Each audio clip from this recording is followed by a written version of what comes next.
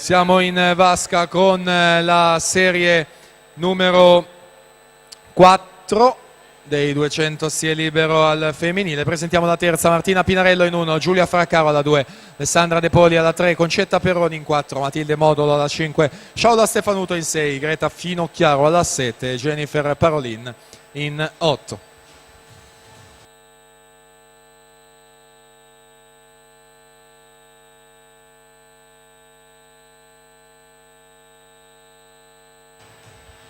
E allora noi ancora in zona podio, sempre Elena Mezzaliera, assessore alle politiche sociali, alla consegna delle medaglie. Siamo sul terzo gradino del podio dei 200 stie libero ragazzi, dei 200 farfalla ragazzi maschi, Leonardo Zanotto.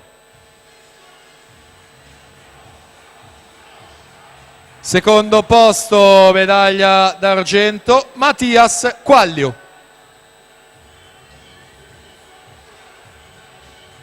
E primo posto e vincitore in 2:11 e 82, Mattias Soncin.